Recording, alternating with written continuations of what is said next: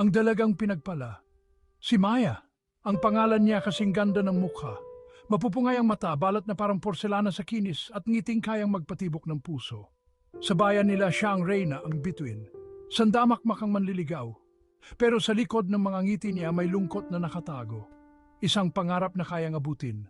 Sa dami ng humahanga, marami ring naiinggit. Mga bulong-bulungan, mga matang mapanghusga. Hindi matanggap na si Maya ang nilingap ng tadhana. Pero deadma lang si Maya.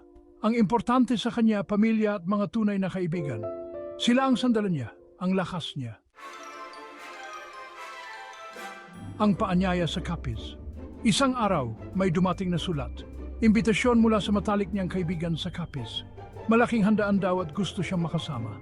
Tuwang-tuwa si Maya. Ang tagal na rin niyang hindi nakakapaglakbay. Ito na ang tsansa para makalimot at makahinga ng ibang hangin. Nang sabihin niya sa pamilya, pumayag agad sila. Alam nilang kailangan ni Maya ng pahinga. At saka mapagkakatiwalaan naman ang kaibigan niya. Kaya nag-impake na si Maya. Bitbit ang mga pangarap at pag-asa, bumiyahe siya patungong Capiz.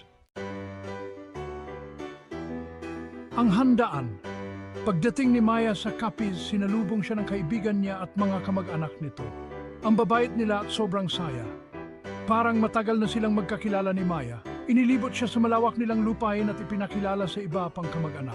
Pagsapit ng gabi, nagsimula na ang kasyahan. May litson, adobo at kung ano-anong kakanin. May tugtugan at sayawan. Aliw na aliw si Maya. Sa sobrang saya, hindi niya namalaya na napaparami na pala ang kain at inom niya. Nagising si Maya na sumasakit ang ulo at nahihilo. Nasaan siya? Madilim at parang ibang amoy. Kinapakapan niya ang sarili. Nakahiga siya sa sahig na pawid at manipis na banig lang ang higaan. Biglang bumalik sa kanya ang mga nangyari kagabi.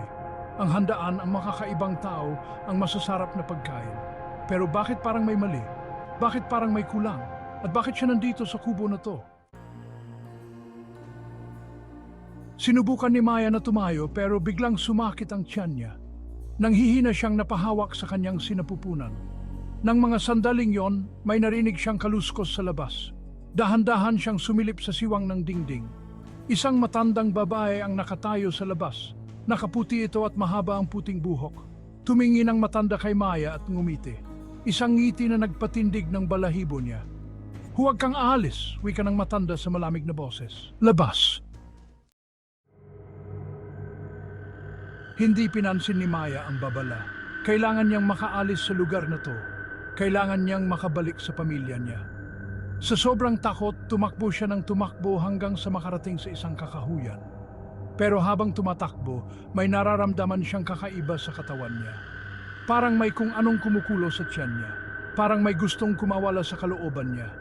Huminto siya at napasandal sa isang puno. Hinawakan niya ang tiyan niya at napasigaw. Sa ilalim ng malamlam na liwanag ng buwan, nakita ni Maya ang refleksyon niya sa isang sapa. Pero hindi na niya makilala ang sarili.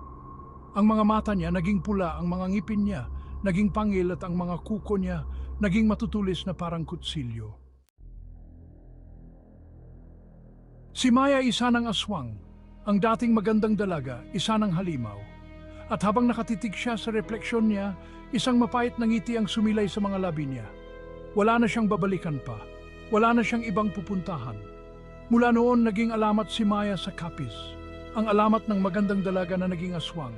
Ang alamat ng babaeng pinagpala na naging sumpa. Ang kwento niya ay magsisilbing babala sa lahat. Babala na ang kagandahan ay panandalian lamang. Babala na ang kasamaan ay maaaring magtago sa likod ng mga ngiti. Babala na ang Capiz ay may lihim na hindi dapat malaman.